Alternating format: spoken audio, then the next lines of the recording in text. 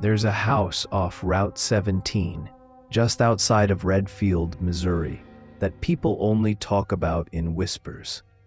Locals call it the Shadow House. No one remembers who built it or when, but everyone knows someone who's gone inside and didn't come out the same. The rumor is that the house copies you, not your body, but your shadow. Once it knows your shape, it waits for nightfall. When Trevor and his friends heard the story on a ghost hunting podcast, they decided to see for themselves. The four of them, Trevor, Jess, Cody, and Mallory, drove out on a chilly October evening, laughing too loud to mask their nerves. By the time they found the dirt road that led to the house, the sun was gone, and the world looked drained of color. The house sat back from the road, half hidden behind trees. Its windows were dark, but its outline was visible under the moon. Tall, narrow, leaning slightly, as if tired of standing. "It's just old," Cody said. "Probably condemned." Still, none of them got out of the car right away. The wind had stopped, and the silence pressed down like a weight. When they finally stepped out, their phone flashlights barely cut through the dark.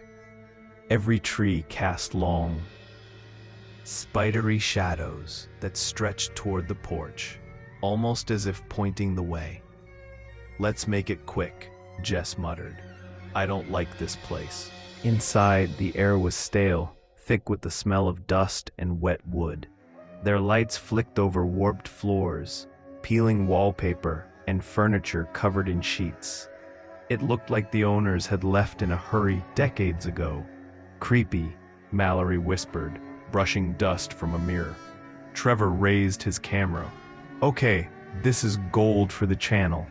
As they explored, the light shifted strangely. The deeper they went, the darker the corners grew. Not like normal shadows, but heavier, almost textured. In the parlor, Trevor noticed something odd. Their shadows on the wall didn't line up with their movements. When he lifted his arm, the shadow lagged, then caught up a second later. Cody laughed nervously. "Old wiring or something," he said, but no one else spoke. The air felt electric, like before a storm. They moved to the staircase, where the darkness pooled thicker than anywhere else. Mallory pointed her phone flashlight upward. The beam vanished halfway up, swallowed whole. Trevor aimed his camera at the stairs. In the small screen, a shape moved, their shadows shifting even though they weren't. Then one of them separated. It peeled away from the others and began to climb the stairs. Slowly, smoothly. Jess whispered, "Trevor, turn that off." But he didn't. He couldn't. A sudden creak echoed above them. The air temperature dropped so fast their breath showed white. Then something brushed past Mallory. Soft, cold, and gone before she could scream. "We're leaving," Jess said, grabbing her arm. As they turned to run, Cody froze. His shadow was still on the wall, facing the wrong direction. "Guys," he whispered, voice shaking. "It's not moving." Trevor's camera flickered again.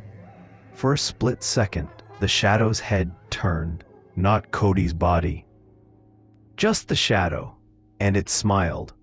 The lights went out. Someone screamed. Footsteps thundered on the stairs above, but none of them looked back to see. They burst through the front door, sprinting toward the car. When Trevor reached for his keys, his hand looked wrong. Darker, blurred at the edges. Jess yanked open the passenger door. "Drive," she shouted. As the headlights flared to life, something stood in the upstairs window. A tall, black shape that moved like a person, except its body rippled like smoke. They didn't stop until they were back on the main road. No one spoke. The car was filled with silence, except for the sound of their ragged breathing. Then Cody said quietly, "Look." Their shadows, cast by the dashboard light, were wrong. All four leaned slightly toward Trevor. That night, Trevor watched the footage. Most of it was static, but near the end, a figure appeared. A tall silhouette standing behind them, its arms too long, its face featureless. In the final frame, it raised one finger to its lips. The screen went black. The next day, Mallory's mom called Trevor, frantic.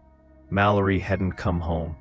Police found her car in her driveway, the driver's side door open, engine running.